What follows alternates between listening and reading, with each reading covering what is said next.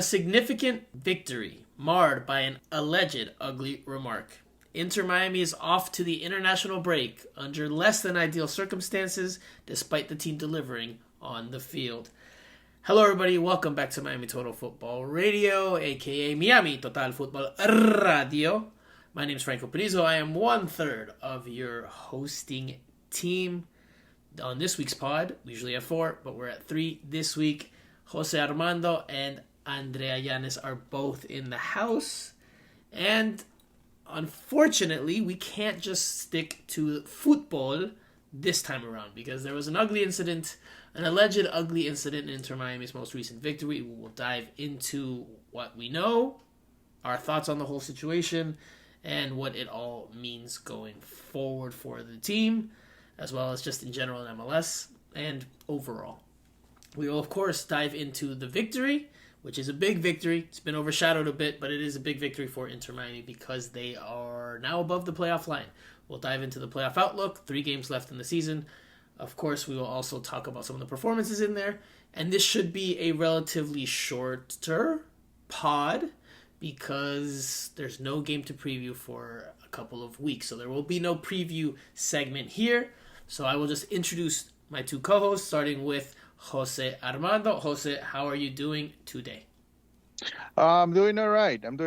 Still thinking about what happened, obviously, during the game, what it means for Inter Miami to get 3 points. Obviously, it got overshadowed by the fact that, something unfortunate happened on the field. And so, yeah, I think, it's mixed feelings, right? Because, I mean, you never want to see something like that happened. And yeah, on the other hand, it's 3 points and it's Honduras Argentina week. So I guess we'll all recover, but I think this is something that we need to talk about and reflect on it. Everybody needs to do something after this. So yeah, that's where I'm at. Andrea, how are you tonight? Well, happy to be back, but like Jose said, really sorry that we have to talk about this. What happened in the match against DC United, what was allegedly said, what was the reaction. We will talk about that, of course.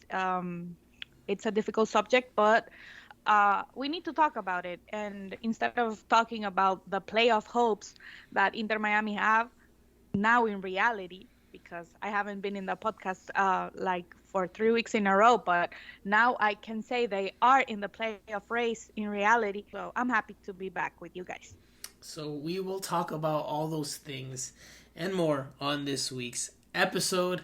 And of course, we're going to start with the toughest talking point. But before we get to all that, next week will be, we're in the international break now officially, so next week we will have another pod, and that pod will be just more focused on the preview of the next game for Inter Miami, which is against Toronto FC. So, Jose, Andrea, we've got plenty to talk about. Let's get to it. Okay, guys, so before we dive into the X's and O's and our analysis and the game overall, like we mentioned just now in the intro segment, we've got to talk about the alleged racist remark made by Taxi Fountas to Damion Lowe and Ame Mabika. Now, this happened early in the second half. We could see clearly from the cameras and from the broadcast and from the replay that Taxi Fountas had got into an exchange of words, and a heated exchange with Damion Lowe. You can't make out what is said based on what we can see on the broadcast. At least I couldn't. I don't know about you guys. And it's never clear what was said. And MLS came out afterwards and said in their initial findings on VAR, and they didn't pick up or they didn't hear even after the fact anything that was racist. But obviously, if Inter Miami reacted the way that they did, or Inter Miami players reacted the way that they did, I don't think that that's just for no reason. So, listen, Taxi Fountas was subbed out of the game. He had scored a goal to tie it up and make it 2-2. But he was subbed out of the game after a lengthy discussion between head referee Ismail Elfath, head coaches Phil Neville and Wayne Rooney. Some of Inter Miami players obviously came close to the sidelines or the touch lines and also, expressed their thoughts. And it was a talking point after the game, although Inter Miami did find a way to win it in the dying seconds. Obviously, the biggest talking point was still the fact that this moment occurred. Now, again, we have to say it's alleged because obviously as of right now, that's all that's known, is that there was an exchange on the field. Inter Miami is saying that there was a racist remark used. The little bit that DC United members or players have said or what's come out of there so far is that it was not said. But obviously, again, I don't think Inter Miami's reacting that way or Inter Miami players are reacting that way just because they want to. I think, there's obviously something there. So, from what we do know, Jose, start with you. Your thoughts on the ugly incident that marred what was an otherwise solid game and a solid victory for Inter Miami. Well, I do agree that it's hard to believe that nothing happened because the way Inter Miami reacted to the whole situation pretty much tells you that there was something happening, something going on the field, and I think DeAndre Yedlin after the game provided a lot of insight into what went on the field because he actually told the whole story, the way it happened, the fact that Damion Lowe and Taxi Fountas they got into an argument, and that's when the racist slur came out. So I think that's solid testimony right there. Now the fact of the matter is that for sanctions and for the league to take action, you actually need to prove it, right? But I think that's another conversation. I in this case I think I do believe that something was said just because nobody would react like that if nothing was said on the field, and so. And to me, the one thing that really is a very important action here, and we talked a little bit on our group chat, is the fact that Wayne Rooney decided to take Taxi Fountas out. And if I'm Taxi and I feel like my coach is doing something just to please everybody else, and he's putting me in the spot about something that I didn't do, I would go to Wayne Rooney and I will explain to him that I did nothing wrong and then I shouldn't be taken off the field. Because part of the story is that Phil Neville and DeAndre Yedlin agreed that they would not continue to play unless something was done at that point in the game. And so if you're Wayne Rooney and you take him out, you're basically acknowledged, from my standpoint, you basically acknowledge that something did happen, right? Because that's the one thing that gets me thinking, because at that point when I heard that in the press conference, I was like, man, this is really bad, and there's nothing this United can do. They will come out and say, I'm sorry, and let the league do whatever they have to do. But it really surprised me that just a few hours later, DC United, they didn't back down from what they did on the field. I don't know if that's the right way to say it, but they denied some of the allegations from Inter Miami. So I think this is something that we need to talk about more. And the one thing that I think I feel that wasn't taken care of the right way, it was the fact that Damion Lowe and Mavica were not available after the game. And we did I think ask. We did ask for Yeah. Damion Lowe. We didn't ask for Ame Mabica. We didn't know that he was, from what we gathered on the broadcast, we did not know that Ame Mabica was directly involved, or as directly involved as it was said that he was post game. We did ask for Damion Lowe during the match, and we said, we'd like to talk to Damion after the game. Multiple media members made that request, and we did not get approval for that request. We spoke to DeAndre Yedlin, who was very direct and honest about his feelings. He gave a lot of good information. I think he gave a lot of good information. I don't know if you agree. But he was not directly involved in the whole situation. And that's why it's a little bit unfortunate that we didn't get to talk to Damion Lowe, because that would be a lot more precise on what happened, what he heard. And well, Phil Neville said that the N-word was used.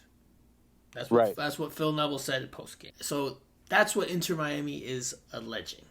Now, like you said, DC United, from the little that they've commented and the little that's come out of their camp in the immediate aftermath, is that nothing was said. But like you mentioned, then why take off Taxi Fountas? Why take him off if you, after the fact, are going to say that, well, no, that wasn't said. The slur was not said.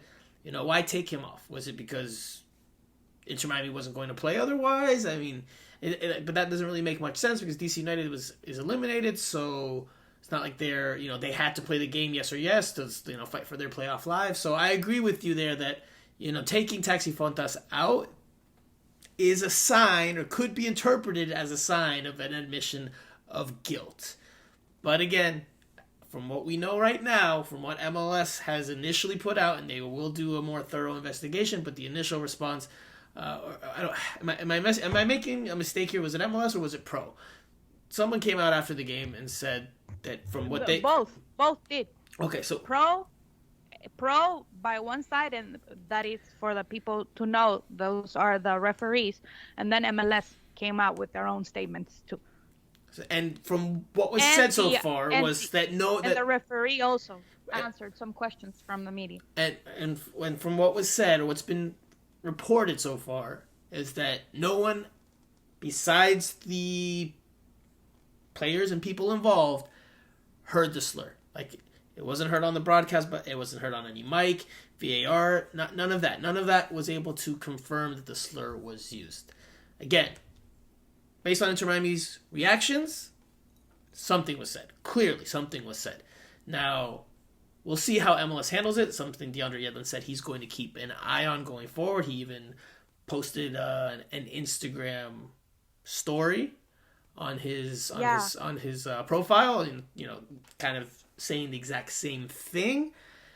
So obviously, it is good that he's pressuring the league, because the league sometimes brushes things off. We know that they are very interested in the PR side of things and of the positive side of things in the league. So this is a difficult subject for them, but MLS has, and I'm just sorry to interrupt you there, but MLS has a lot of I don't know if it's not slogans, or a lot of initiatives where they say don't cross the line, and they stand up to racism. So clearly this will take a very thorough investigation. This will have legs probably through the international break, going into the return of MLS action in 2 weekends' times. So I don't think this is the last, obviously, that we hear of this, but we'll see what MLS finds. We'll see what they come up with. Clearly, there's going to be pressure on MLS to do something here, but they're going to have to find, they're going to have to actually find more evidence than Inter Miami said versus DC United said. Clearly, we can surmise here, and we can say that we think Inter Miami has a right to respond in the way that they did. But if MLS is going to punish Taxi Fountas and suspend him multiple games and make an example out of him, or maybe rip up his contract, or whatever they decide to do, but they need more tangible evidence than just Inter Miami said this and DC United said this. Now, again, there's a lot of things to point to. There's a lot of things pointing to DC United or Taxi being in the wrong here. Again, Wayne Rooney pulling him off. That's a big one. That's a big one that does not go in DC United's favor. In this moment. So, and I have another and also one for his you. Statement is really bad, because he's let's give the whole quote, and then I want to hear what Jose has to add there. Taxi Fountas on his Instagram in the aftermath of this posted this paragraph. Quote, "I did not use the word I am being accused of using. That despicable racial slur is one I denounce and did not use. We had a hot discussion on the field, but I have not racially abused anyone. I firmly reject racism in any form. It is despicable. I have many friends from many cultures. I always respect the culture, religion, and skin color of each person. I am therefore very upset by this accusation and saddened to be falsely accused." End quote.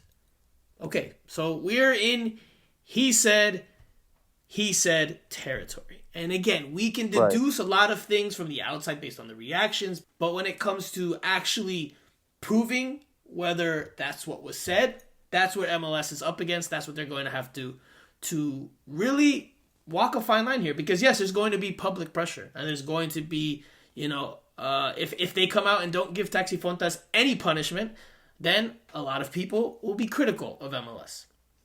But at the same time, if they punish Taxi Fountas without actually having more concise evidence that he used a racial slur, which he is emphatically denying, then they're walking a slippery slope of what do you do now anytime someone says, "Oh, he said this," but you don't have proof. And obviously, again, this is a very extreme case, and it's unfortunate that we have to talk about this because, as you know, here we like to stick to the X's and O's, the analysis of the game. That's what we feel like we are best at.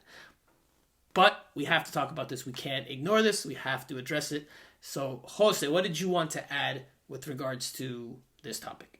Yeah, I think another important thing that was said in the press conference relates to Wayne Rooney and Phil. They had a conversation, which I'm sure is recorded because I think we heard some of it, at least a conversation between the referee and Phil.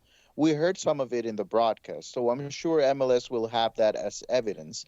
And in the press conference, Phil was okay with the way the referee handled the whole thing, in the way Wayne Rooney handled the situation, which leads me to believe that Phil will not be okay if Wayne Rooney was to say your player is lying or it's not true. They didn't say that. I don't think Phil will agree with that and will come out in the press conference and say that Wayne Rooney handled the whole thing really, really well. Okay, no, right? Hold on, because it's not just he said it or he didn't say it. There could have been a misunderstanding. There could have been Inter Miami hearing or thinking they heard something and Taxi Fountas not actually saying what they think they heard. That's a possibility here, right? Based on what they're both saying. Taxi saying this, he didn't say it. Inter Miami, Damion Lowe is saying that he did. So we can surmise again. But I'm sure, Franco, Phil went to Wayne and talked to him about what happened. At least what he believed happened at that point. So they had that conversation. Jose, on the broadcast, from what we could see and from the little we could hear from the mics what the mics at Audi Field could pick up, the only thing I heard was Ismail El Fath at one point saying, "I did not hear it." Something along those lines. I did not hear it, and it's something about it being very serious. Obviously, if it's what is found out, or what is what's investigated, and if that's found out to be the case, but he gives. And this is fact, this is not an opinion, he gives both Damion Lowe and Taxi Fountas a yellow card. Ismail El Fath does. And then DC United makes a decision to sub off Taxi Fountas, and the game continues. Damion Lowe stayed in the game up until he took a free kick to the face, and then had to come out due to, concussion protocol or concussion scare. So they both got a yellow card. Again, it'll be interesting to see how MLS handles this, and it'll be interesting to see what they find. Let's say Taxi Fountas is found guilty of using the racial slur. Jose, what is the punishment you think MLS hands down? I'm not saying what you think is the punishment they should hand down. What is the punishment MLS hands down, in your opinion? I would say MLS would do a suspension without a doubt. My questioning will be on the number of games. I don't know. I say that 5 games, maybe a 5 game suspension. Okay. I don't know if that's enough, really. I don't want to say if that's enough or not, but that's my guess. I Okay. think that's what they could do. Andrea. That's if I'm thinking 5 games and they come out with 5 games. I don't think I will be surprised by that number. Andrea, what do you think MLS will do? Not what they should do, what they will do. Truthfully, I would expect more than 4 games because they just gave the New York Red Bulls player who threw a ball accidentally hit a person 4 games. So that was accidental. Yes, he was mad. He kicked the ball, but it was an accident. And here, if Fontas really said that to Damion Lowe and Marica, it would be worse than that, and it would include other stuff that goes against MLS rules, of course, and of course, normal people behavior. So I think it would be more than that because of the optics of the league. But how many? Right How many? now, Give me a number. I could think maybe 6, 7, 8 or 8 games, something like that. So I think this is just my opinion of what I think MLS will do if they find Taxi Fontas guilty.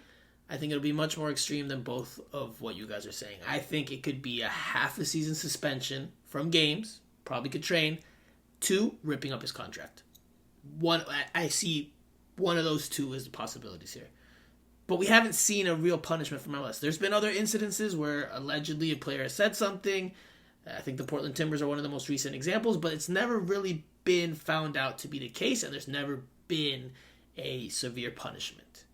I think if I would be Fontas, okay with that. I think if Fontas is found guilty, 16 games, half a season. Obviously, there's going to be a monetary fine. Probably have to take some type of courses or classes. You know, Like that Deshaun Watson situation. but he could very easily just be let go as well. Very easily be let go Yeah. as well. Let's not Yeah, forget. I could see that. Let's not I could see forget. that because Hold on, Andrea. Let's not forget that Alex. I'm trying to remember his name. Jose, help me if you remember, man.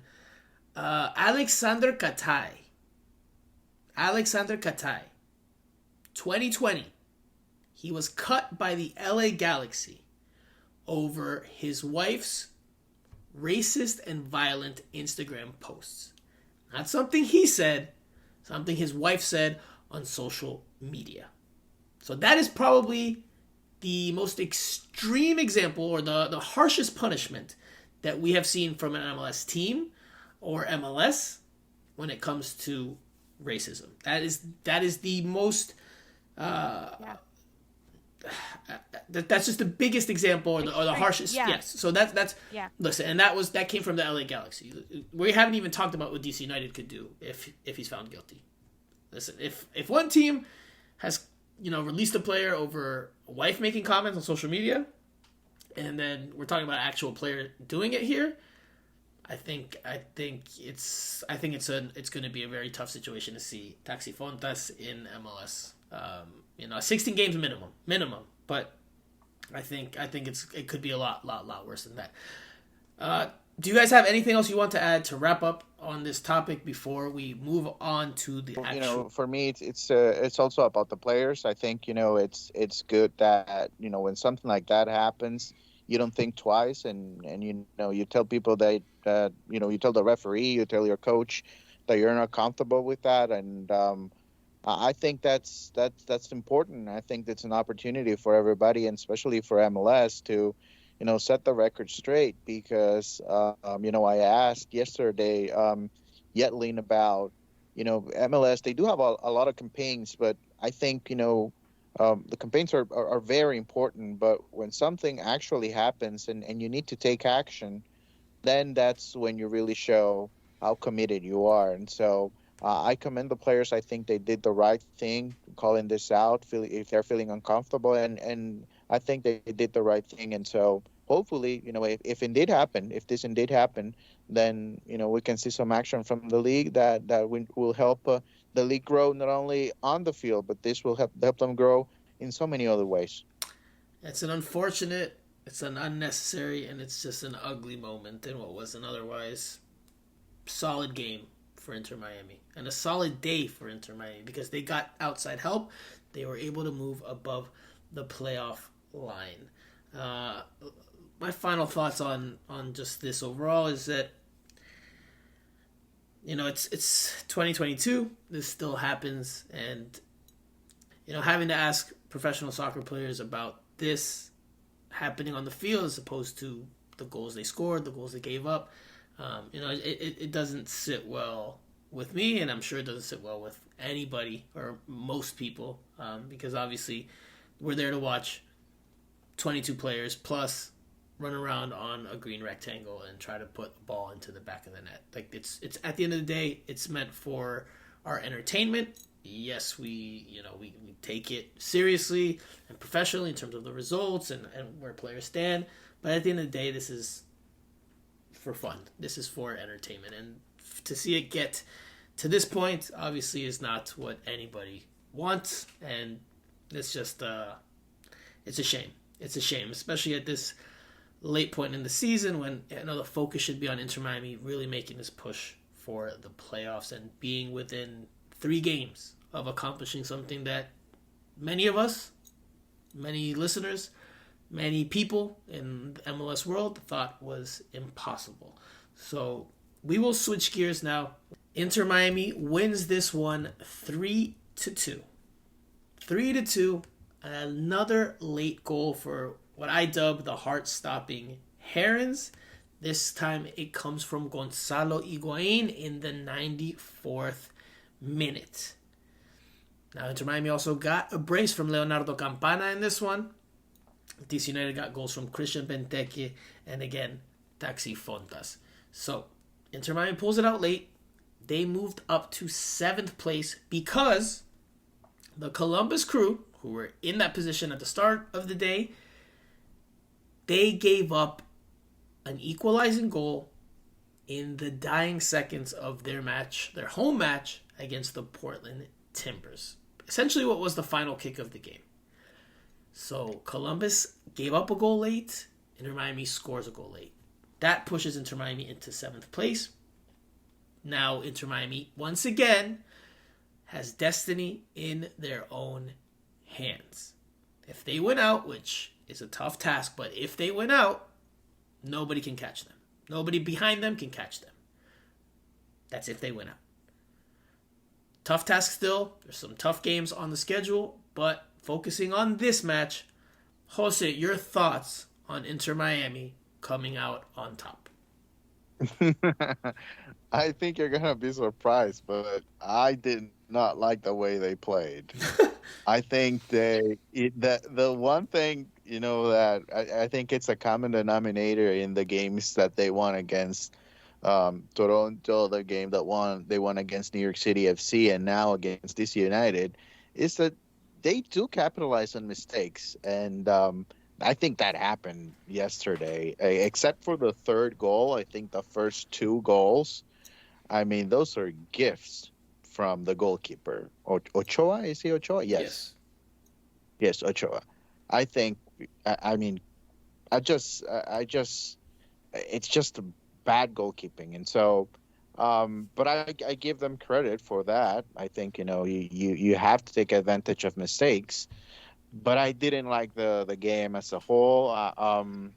Obviously, the most important thing for them is getting 3 points. It doesn't really matter how. It doesn't matter if you have to go through a 2.5-hour rain delay. It doesn't really matter if you're not playing at your best level. If you get 3 points, you move on because that's what they need and that's what they did. So that's the good part. But I think as a whole, I didn't like the game as much. I understand and I like the fact that Phil was aggressive with playing with Campana and Higuain and Duke and Pozuelo. I really like that lineup. I really, really like it. I think it would only work against DC United, but I really, really like it because I think it's aggressive. I think that lineup will give you goals, and And that's what you need to qualify to the playoffs. But if we're really critical here and we go to the run of play and all that, I didn't like the way they play at all. I think they should have been better, and at times I thought DC United played well, and so So, yeah, the performance not great, but the 3 points, that's all that matters. but they got the job done in the end, and right, it doesn't have to be pretty at this point. It just has to be effective. That's all Inter Miami needs, essentially, to make the playoffs. If they can win these games, doesn't matter how ugly they are. We'll remember that they make the playoffs, not necessarily how well they played or how poorly they played in them. This was the starting lineup that I did not mention beforehand, but it was a 4-4-2 diamond formation. Yes, the diamond formation. Jose and I said last week that we thought we would see again. That's what the formation was to start this one, and it was very attack-minded, and this was the starting 11. Drake Callender in goal, DeAndre Yedlin, Damion Lowe, Ame Mabika, and Christopher McVeigh made up the back four. The six was Gene Mota. Then the more advanced midfielders, but off to the sides a little bit, tucked in, not wingers, tucked in the diamond, were Gregory and Bryce Duke, Pozuelo as the 10, although he had freedom to roam, and then Gonzalo Higuain and Leonardo Campana were up top. They were very, very disjointed or disconnected from a lot of the rest of the team, especially during those opening 45 minutes. I thought they just, they couldn't connect with Pozuelo in the midfield, and they weren't dropping deep enough. Like, they were too far, they're too advanced, and then that led to sometimes long balls being played forward. And Inter Miami just did not look great in that first half. And I agree with you. We'll talk about that a little bit more later on. That the performance left a lot to be desired. I think that they need to really step it up performance-wise if they're going to beat Toronto FC. And I know Toronto FC just lost 4-0 to Orlando City, but Toronto FC will be at home. And Toronto FC still has very, very dangerous players. So give them that time and space in their home venue. I think you could be in for a rough day. But anyway, we'll focus on this game again.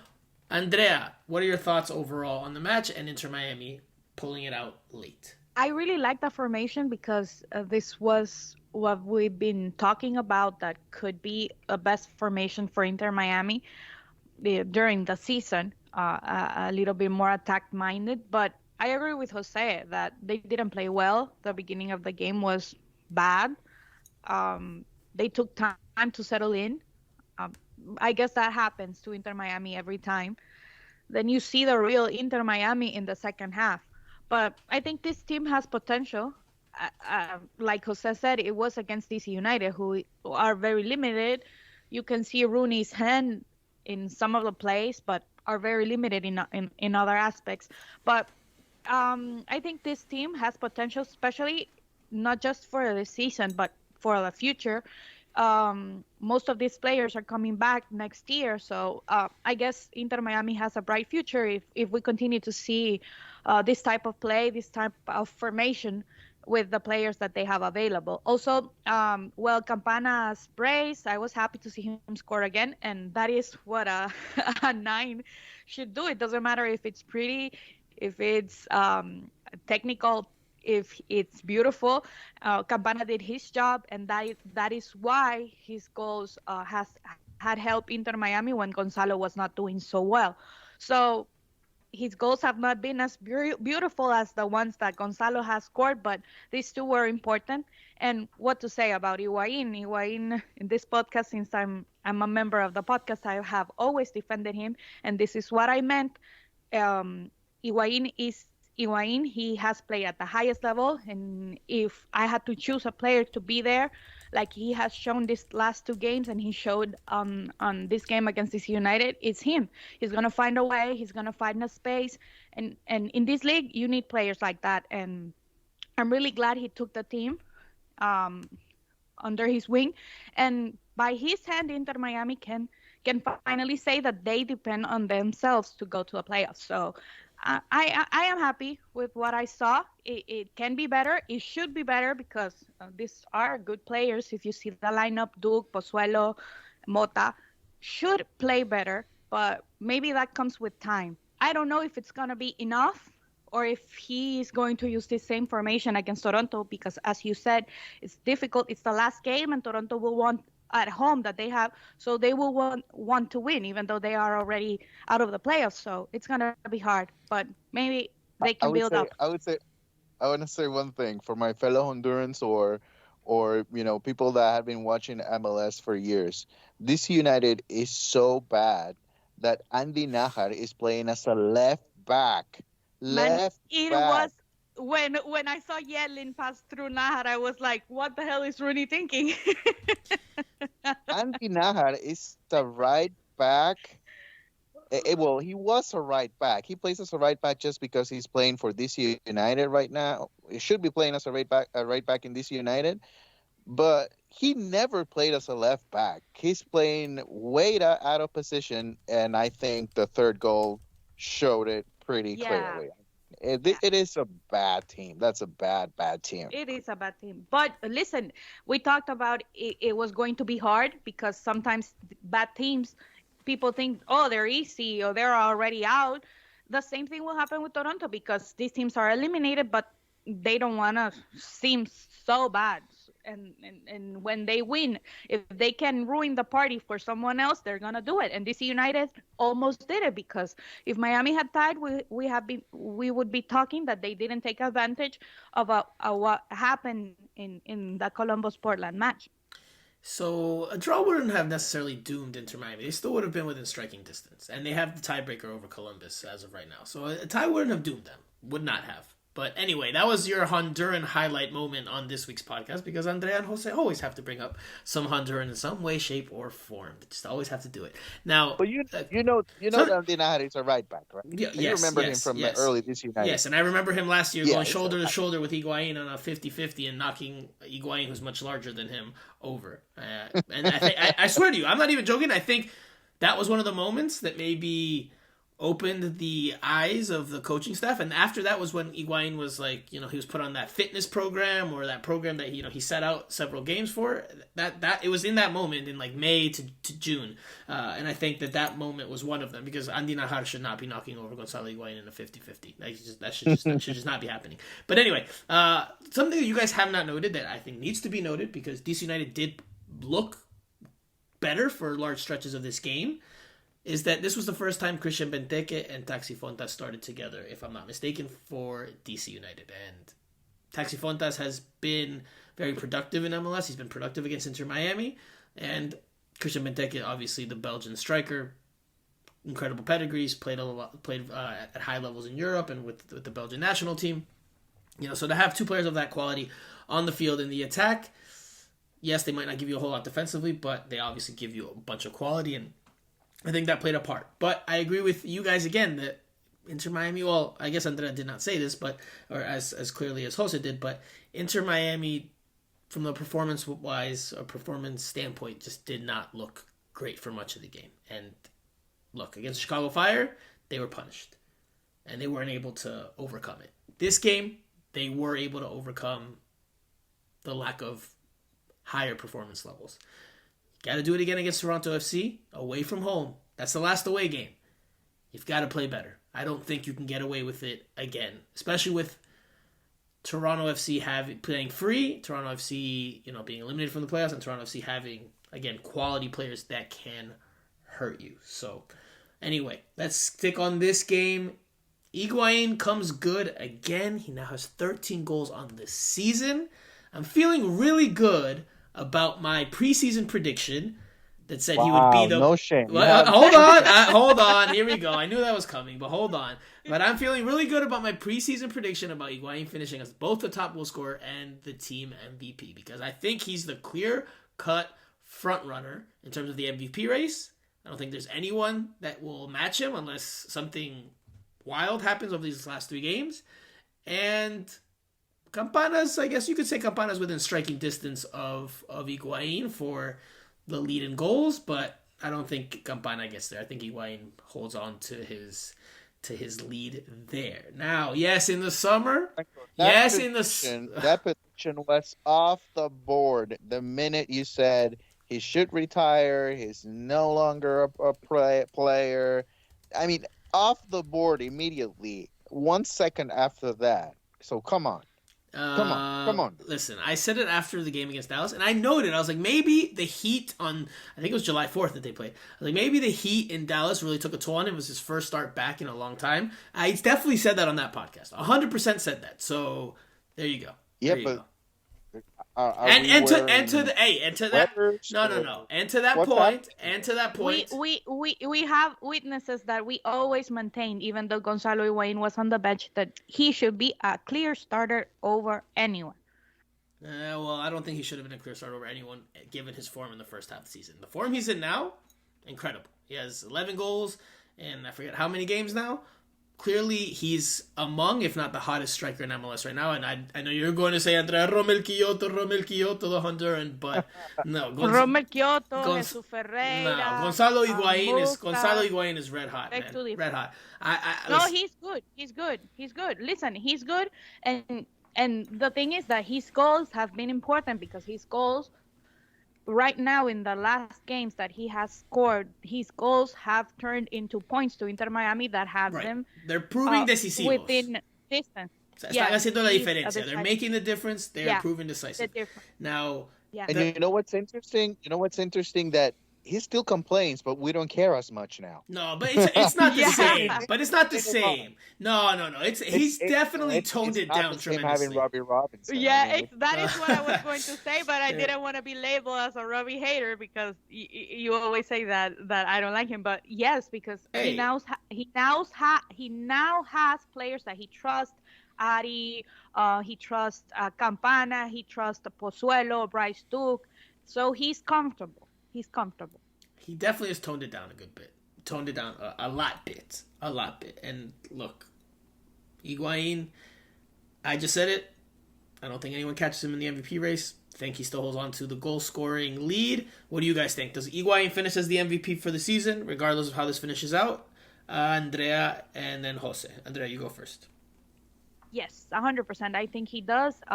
We talked about it a couple of podcasts ago that we had a list. We had each said 5 players, and at that moment of the season, Higuain was not. Maybe he was 6th or 7th, but right now I think he takes the first place, unless Damion Lowe or Yedlin score the goal that takes Inter Miami to the playoffs. But even then, the goal will be important, but it won't be as important as the goals that Gonzalo has scored until now and the points that they have won because of those goals. It's interesting that you have Damion Lowe and DeAndre Yedlin there as 2 other players that could be in that race, because I don't. I have 2 different players, but we can save that talking point for once the season's actually over. Jose, will Gonzalo Higuain finish as the team MVP? I think it should be the MVP. There's no doubt. I don't think anybody else comes close because Campana, I mean, I think it's a very important part of it, but I don't think the way that Gonzalo Higuain handled the last few weeks, I think that's very telling. That's very telling. You know, it's one thing to score early in the season and to have the energy of, okay, I'm getting an opportunity, I'm going to take advantage, and a whole lot of credit for Campana for that. But when your team needs to win games, and they rely on you because Campana is injured, and you come out and you perform and you score, I think that's a high caliber player, and that's the one thing that makes me think that there's nobody close to Higuain this year. Big players step up in big moments, and Higuain is doing that for the South Florida side. Before we switch gears to something else in this game, it has to be noted, at least I will note, Inter Miami was a bit lucky. Inter Miami was a bit lucky to get that game-winning goal because DC United has the ball, and they're about to spring a pretty promising-looking attack in transition. And I believe it's Russell Canoes that looks to hit a pass to Christian Benteke down the left, but Victor Paulsen gets in the way, and it bounces off of Victor Paulsen back into the path, going the other way now, transition in favor of Inter Miami, of Indiana Vassilev, who I criticized last week. He now has a secondary assist, and it proved to be a big one. I know we dislike secondary assists here, but he finally got his first assist by MLS stats in his 2 years with the team, right after I criticized him for not having any. and he plays the ball to DeAndre Yedlin. DeAndre Yedlin crosses a great ball into the danger zone, the dangerous spot, and Gonzalo Higuain, with his olfato, with his nose for goal, is able to finish it clinically into the back of the net. And the celebration, man, you could see how much it meant to him. And look, I don't think Gonzalo Higuain had his best game. I think Gonzalo Higuain had one of his weaker games as of late, but still found a way to make a difference. And that's why, Phil Neville keeps him on the field, even in games where he's not playing well, because he can still come up with that moment of quality, that little moment of magic that maybe nobody else can, especially right now on this run of form. Quickly, let's go to Leonardo Campana. He gets his first start since returning from the injury, and he scores 2 goals. The first one off of a blunder from Ochoa following a set piece, following a corner kick from the left. Phil Neville made sure to point that out to me during his post-game press conference. And then Campana scores in the second half, finishing at the near post with a sliding effort. And obviously that had given Inter Miami the 2-1 lead at that point. But Taxi Fountas 4 minutes later tied it up. But anyway, quickly, Andrea. Can I say something? Oh, go for it. I mean, that's a goal from a set piece, but let's be honest. It's not like, Hey, I'm glad you said it, brother. I'm glad you said it. I'm glad you said it. Because if I say it, then it's just going to look like, oh, man. Although I agree with you. Like, you scored off a set piece because the goalkeeper made a howler of a mistake. But, hey, it counts. It counts as a set piece goal in my book. So, yes, Phil Neville is correct in telling me that they scored off a set piece. Yes, they did. Although... But he knows better. They trained that with the set piece, especially. They train to put tanto efecto on the ball, like so much spin on the ball that the goalkeeper has no choice but to spill it into the front of the net. And Campana, right. It was the most drawn up set piece I've ever seen in my life. No, listen, tongue in cheek. We're obviously having some fun here, but yes, I agree with you. Clearly, there's a huge blunder that allows for the goal to happen. So I could hear the argument that it shouldn't count, but I would say it counts because, yes, it still comes, it's not off of a second, clearance and then... Count it, but don't take credit for that. Because, I mean, just have it on your book and leave it there. But don't take credit for that because, I mean, it's pretty clear. That's almost a known goal. Hey, if Phil Neville wants to take his wins, that's not, I have no problem with that. No problem with that. Now, Campana. Let's focus on Campana. Not the set pieces. Campana. 2 goals, first start, not his best game in terms of the run of play and how sharp he was or how sharp he looked. But, again, 2 goals that he gets, boosting confidence. It'll help him. He played a good bit as well before being subbed out, so that'll help him as he tries to get back into form during this final stretch. Jose, very quickly. And especially... Okay, Andrea, very quickly. Just your thoughts on that. No, it will help Campana, his confidence, and he's coming back, of course, that is important. And also, it will help him to try to get on that 26-man roster because you have 3 extra spots now that open his possibilities of going to the World Cup with Ecuador. Because remember, before there were only 23 players. Now 26 players can go with the roster. So this helps him. These 2 goals helps him, and it's going to help him.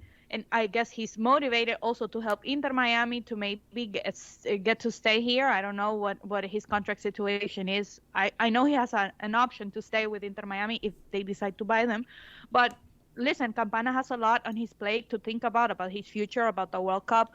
So I'm glad he's getting the opportunity. I'm glad that he came back. And I am excited that he came back with 2 goals after not being able to play for a long time that he was out. So it's good to see him score again, even though these goals, like we said since the beginning, are not that great, but they count. Hey, they all count the same. They all count the same. Yeah. Every goal counts the same. No goal counts more. You don't get beauty points or style points for making them pretty. I mean, we cherish them and we revel in the beauty of some of the aesthetically pleasing ones, but they all count exactly the same. And Campana now has 10 goals on the season.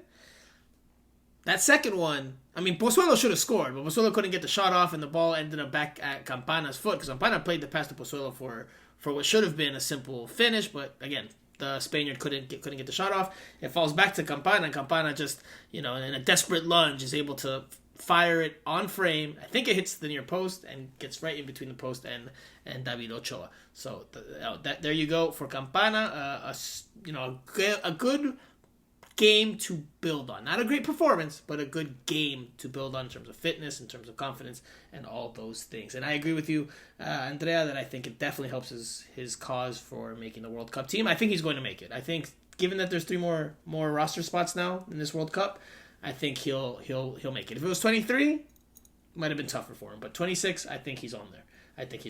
Okay, let's go one more thing before we wrap up this game, is that Inter Miami had another slow start. We talked about that a little bit earlier. What do you chalk that up to? Is it the formation? Is it the game plan? Is it just Inter Miami on the road just can't figure it out in terms of playing well and imposing their tempo and imposing their will on the other opponent? Jose, quickly, what do you chalk that up to, and how did Inter Miami address that for the next game against Toronto FC? I think it just comes down to the nature of this team, right? It's a problem that it's been ongoing for them throughout the season.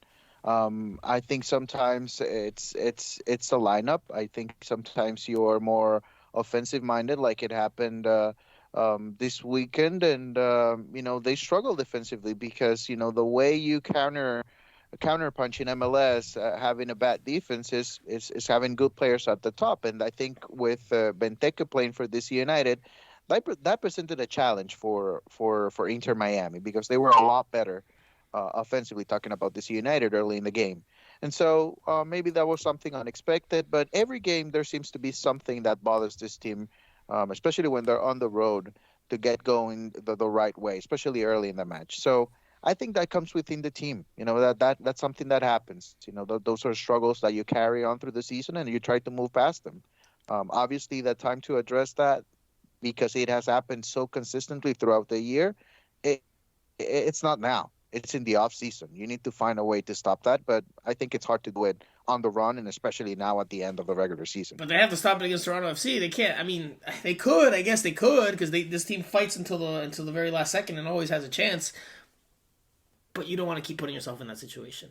I think they need to make sure. Phil Neville has said it publicly. He has said it. Like, we have to get the lineup right. And I don't know if he's gotten the game plan and the lineup right in the last 4 matches. Because in the last 4 games, Inter Miami has not looked great in the first halves. Now, we're talking the 1-0 loss to the Columbus Crew. We're talking the 3-1 loss to the Chicago Fire. We're talking the 2-1 victory against the Columbus Crew. Inter Miami took a lead in that game, but they weren't the better team from the run of play by any means. Before the weather delay, they looked much better in the second half, and they came out and won it late. And then in this game against DC United, again, one of the worst teams, and yes, they did have Fountas and Benteke in there, which has to be noted, but they just didn't look all that good. And against Toronto FC is not a great team either, but against teams that have quality players, like we saw with Chicago Fire, I mean, they can hurt you and they can make you pay if you are not at your best from the opening whistle. So there's one more away game in the regular season. It's a big one for Inter Miami. Phil Neville has to find a way to address that. Maybe simplify things. I don't know. I don't know. I don't know what he has to do, but there has to be a way that Inter Miami just looks much sharper from the start, because you're asking for trouble playing that poorly, despite the fact that this team has a never say die attitude and that they continue to find ways to get points and get results and get wins late on. Okay, now, before we close this out, it's time to look at an updated playoff picture. Again, Inter Miami is in 7th place. They have 42 points from 31 games. Within reach, with 3 games left in the season, let's just keep it realistic, because we can make it a lot more complicated if we want to go higher, but let's go. Right now in 5th is Orlando City with 45 from 31. In 6th is Cincinnati with 45 from 31. So Inter Miami's 3 points away from both of those teams, or leveling those teams on points if they drop points. Now, underneath them are the Columbus Crew with 42 points, same as Inter Miami, from 31 games, but they have less wins. Wins is the first tiebreaker. Inter Miami has 12 wins. Columbus has 9. So they're still neck and neck. I mean, Inter Miami, as long as it continues to match the Columbus Crew in terms of points the rest of the way, Inter Miami's through to the playoffs. Now, Atlanta is in 9th, 40 points from 32 games, so they've played one more. It's going to be a bit of a challenge. They're not out of it yet. And there are other teams that are not mathematically out of it, but I think that's pretty much it. I think those are your 5 teams that were the 3 that will make the playoffs, will round out the playoff picture. That's where they will come from. Orlando, Cincinnati, Miami, Columbus, Atlanta. Andrea, you argued with me very strongly last time you were here on the pod and in the shows prior to that, because I said at that point, and this was when Inter Miami was playing well, and they were winning games, that they looked like a playoff team. The way they beat New York City FC, the way that they played against the Red Bulls up until the red card. But you said no. Change of heart, Andrea? Does Inter Miami look like a playoff team now? And do you think they make it? I don't know if they look like a playoff team 100% because we talked about it the whole podcast, and I'm not going to repeat it. But I think right now what I can say is that they can make it. This is their real chance to make it. It is completely on their hands to make it because it doesn't matter what Cincinnati and Orlando do. For me, they are already in the playoffs. It doesn't matter the position. They are already in the playoffs. Inter Miami just need to get the points from the last 3 games, 2 of them which are at home. They just need to get the sufficient points to get past Columbus, who are their closest follower, and it's in their hands. So I think the playoff path is clear.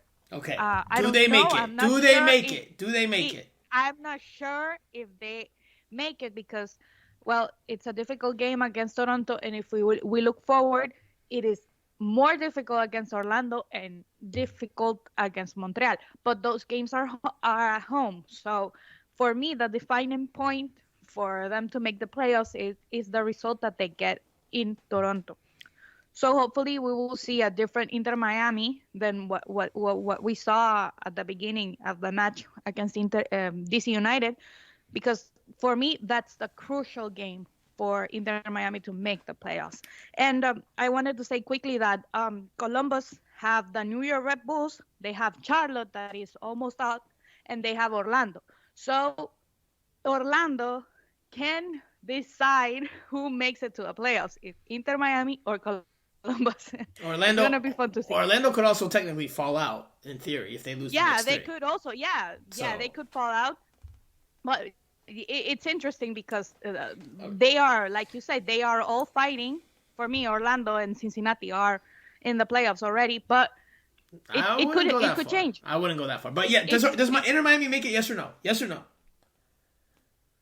I will have to see that game against them. No. Yes or no, Andrea? Come on, put your hands to the flame. Yes or no? They have 2 games at home, so I want to say yes. But I have to see the game against Toronto. No, see, no. So you're saying no. You're essentially saying no. Okay. No. I'm saying yes, but with an asterisk. No, that doesn't count if you go one more game ahead to see if you get the result or not. That's not how that works. Yeah, it counts. Yes, Andrea is disqualified. At the bottom. Andrea is disqualified from our predictions the rest of this season. Jose, last week you and I both said we did not think Inter Miami makes the playoffs. The listeners are curious. They're wondering, has Island Jose changed his mind? Is Inter Miami bound for the playoffs now, or do you still think it's a tough ask and too tall of a task? I don't think they make it. I'm sorry, but I don't think they make it. Dang. I'm not convinced that they will make it, and I'll tell you what. I guess, and I understand that, with you guys are saying that it all depends on them to win 3 more games and they're in. At this point, it's a little bit more realistic than when you guys said the same thing basically 7 games ago when there was 10 games to go, I think, and they were in 5th place, if I'm not mistaken, and you all were saying it's all on them. If they win out, they're in. Those were 10 games. At this point, then it wasn't 10 games, but okay. Whatever. I'll let you finish. I'm not gonna take the bait you said. Because of how things are in the East, I don't see Inter Miami winning out for the rest of the season, and that's why I'm gonna say no, because I actually see them maybe winning one of the last 3 games. So no, I just don't see it. I just don't see it. And I'm gonna say something that Pedro Gonzalez from the Miami Herald mentioned the other day in the press box. And he gets El Nuevo Herald. El Nuevo Herald, sí, from El Nuevo Herald. Um, he said this team might be better not making it to the playoffs and really fixing everything that they need to fix, rather than thinking that because they ended up in 7th place, 1 point ahead of 8th place, or just by winning the tiebreaker and believing that they really are a playoff team and a good team. So I really agree with him that, if Inter Miami is not in the playoffs, maybe it's not a bad thing. And maybe next year you're fighting for something other than 7th place, and maybe you go a little bit higher. I disagree with that, and I don't even think that that's a possibility here. Like, look, it's good for the fans if Inter Miami makes it. It's good for their bottom line. It's good for just the success of the season that Inter Miami makes it.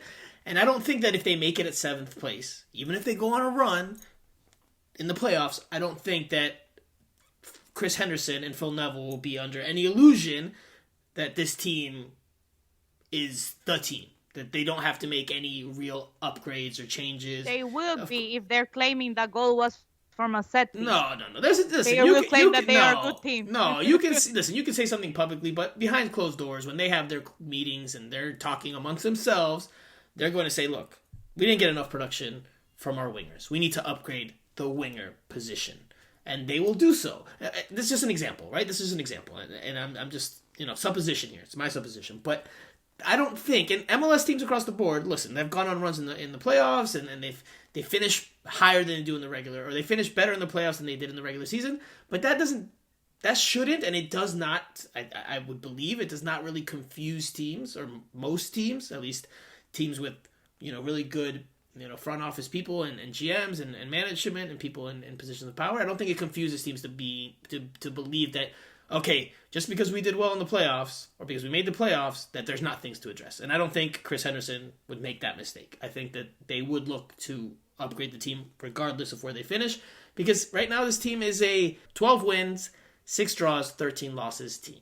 So they're just at 500, or almost at 500, just below it. So not a great team. And I think the overall analysis from Inter Miami's staff when the season ends, think that will be taken into consideration more so than they made the playoffs and whatever happened after that. I don't think that will be as determining as what actually happened in the regular season. I will answer the question, and we'll close out this segment.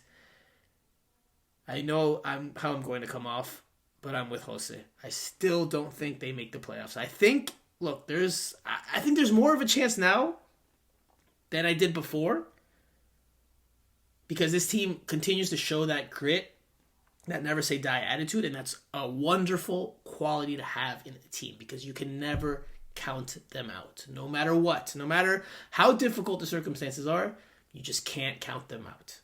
So it's very possible that they could make it. But I'm with you, Jose, and I laughed when you said it, so you can laugh back now, but I just don't think they make it. I think they have to win 2 of the next 3, and I just don't know if they do it. Toronto's a tough task. Orlando at home. Yes, Miami's been really good at home this year, but that's not an easy game.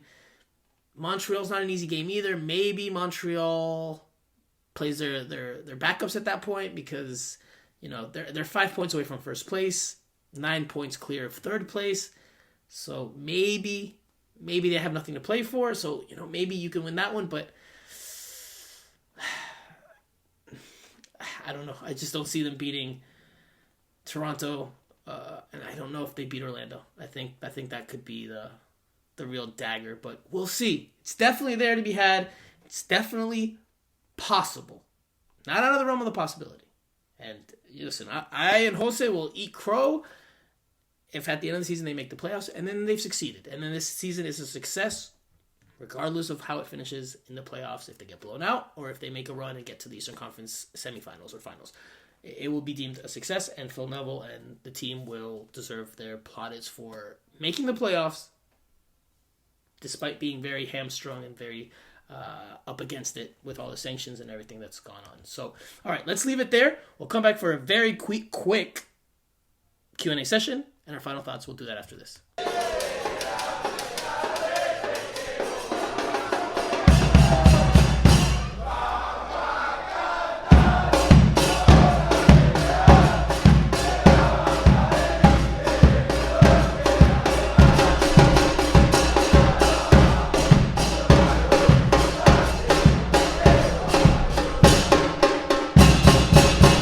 Okay, guys, Q&A time.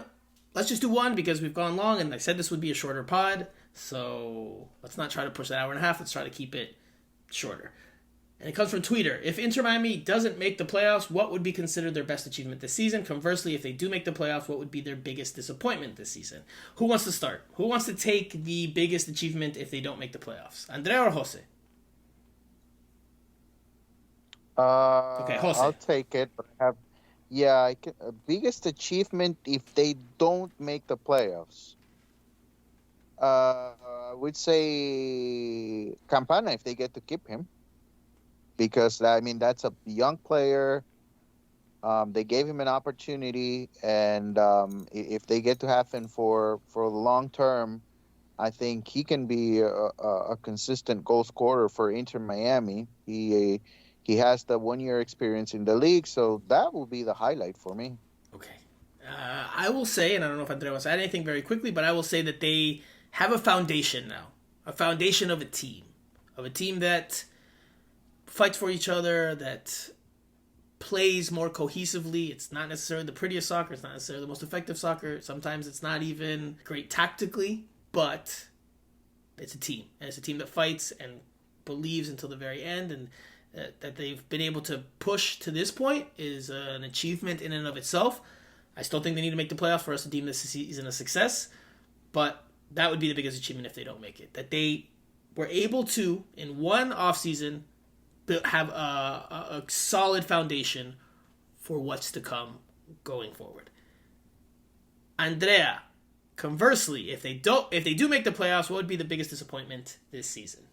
Well, I guess the biggest disappointment has to be that Barcelona match. If they make the playoffs, we're going to forget about every loss that they had, the showing that they did against Tormenta in US Open Cup. All of that will be forgotten because we didn't expect them to get to the playoffs. And that was the worst thing that happened this season. That display against Barcelona was horrendous, awful. I don't even have words to keep saying. I don't know enough words in English to keep talking about that performance. So I think that was the worst part of the season with Inter Miami. And in a close second, that game against Tormenta in the US Open Cup, which was horrendous, and they won, but it was a horrendous display. So I would take my analysis deeper, bigger picture, and I would say the biggest disappointment, and Jose is going to want to rebuttal, he's going to get that urge to do so, is that the wing play was still subpar. And Ariel Lassiter had his moments, and he was probably the most productive winger, more so than even Robert Taylor, who I think is more talented with the ball, but overall the wingers just did not produce enough for this team, and they needed to produce more to put Inter Miami in a better position than they are in now, and that'll be an area where I'm sure Inter Miami will look to upgrade going into next year, because the wingers just did not do it. By the way, Jose, Ariel Lassiter, with 3 games left in the regular season, he has 16 starts, so not looking like he's going to get to 23, like we said in preseason. So I would have won the non-bet bet, but anyway, I digress. Anything you want to add there, or do we just leave it at that? What was the second question, or the other part of the question? What would be the biggest disappointment if they do make the playoffs? I still think the wing plays. I think something else. Sorry, I didn't add this. Jose, you can chime in right after. Is that left back situation? That left back spot continues to be a revolving door. I know Christopher McVey has played there much of the year, but he's clearly not his favorite. It's not his best position. They haven't been able to find a natural left back, despite having several on the team. Don't forget Breck Shea, Jovan Jones, Kieran Gibbs, Noah Allen. They just haven't been able to find a natural left back that can fill in that position, and they've had to force Christopher McVey out of his spot. And I think, again, he's done a respectable job. Yeah, that's exactly where I wanted to go. That's exactly where I wanted to go. I think they basically played a full season without a left back because, I mean, McVeigh obviously is not a left back. You finally understood, showed you a video the other day in the press box of the limitations that he presents as a left back. You saw it, and I was happy to show you in front of everybody else in the press box. And Sad that I it's wasn't true. there. It's true. Someone Yeah, you should were have not done a there. video for me. Yeah, I should have. That's true. That's true. My bad. My bad. But yeah, I think that would be the one thing, obviously, and I think that would be the first thing that they need to address in the off season. I think the winger. Yeah, I think wingers I is more agree important. that I think wingers is more important. that will be more important for me also. But the Getting wingers a left. you get a lot of money. The wingers, you have to pay wingers nowadays. Wingers is Yeah. what used to be the number 10. You used to get a lot of money. Now it's the wingers. If you want to get good wingers, you have to pay a lot of money, and you really have to be a good team. And right now, I think Inter Miami they have the wingers that you would expect that a 7th or 8th or 9th place team in MLS. Do we agree that Ariel Laster has been the best winger on this team this year? Yes, yes, yes. Yes. Yes. Okay, and he has 3 goals and 4 assists in 27 games played, 16 starts. So, not a great haul. Not a great haul. It's okay, not great. All right, that does it for the Q&A session. We'll leave it there. Very quickly, your final thoughts. I will start, and I know I'm going to hear it from Jose, but I think it deserves a shout. Because before Inter Miami won this game late against DC United, and we did not talk about it during the segment where we dove into the game, Drake Callender made a massive, massive, massive save. And it wasn't a spectacular, eye-bulging save, but it was a very good save that helped Inter Miami stay on level terms. If they had given up a goal there, they probably don't win this one. And let's not forget, in the previous game against the Columbus Crew, he also had a good reaction save to stop a potential equalizer for the Columbus Crew. So Drake Callender is back to making decisive saves. Game-changing and point-saving stops. Now, you're going to call me Drake Callender's agent. That's fine. But I think he deserves a mention because he had been benched not too long ago by Phil Neville. He's back to being the number 1 again, and he's making good on that. Taking advantage, once again, of the opportunity after having a dip in form and having some rough moments where he let up some easy goals. All right, that's it for my final thought. Andrea, you're up next.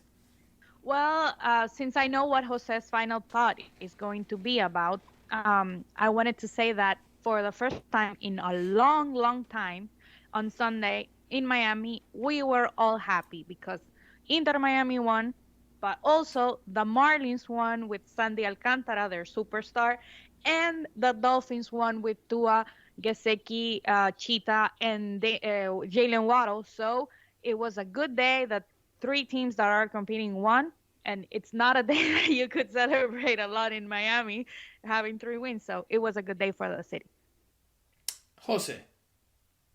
Well, my final thought, and Andrea thinks that it's going to be about Argentina and Honduras, but I did it last week, so I'm not going to do it again. My final thought is on Miami FC. They are in the playoffs. Over the weekend, they had a very disappointing result, a 2-2 draw at home. But thanks to Indy 11 dropping points against Monterrey FC, they have officially qualified to the playoffs. So there will be playoff football in South Florida in a few weeks. It will be, well, actually not. It won't be in South Florida, but you know what I mean. A team from South Florida will be in the playoffs for sure later this year. That's the biggest dig at Inter Miami on this podcast, on this episode, because you're essentially saying, you said they're not going to make it, and you're saying Miami FC, they're the only ones that are going to bring playoff soccer, or have playoff soccer for the South Florida community. Well, which it's guaranteed for now. Right. FC is guaranteed. I know, but you're essentially, you're just doubling down on what you said before, which is you don't think Inter Miami makes it, which, okay. All right, by the way, both of you completely botched your final thoughts by not mentioning anything about Argentina, because Argentina's training at Drive Pink Stadium. They're using Inter Miami's facilities. There's a picture right now that was posted 30 minutes ago on Inter Miami's Instagram feed of Lionel Messi. Messi is in front of an Inter Miami CF logo. logo in his Argentina jersey. Is that foreshadowing of what could come in 2023?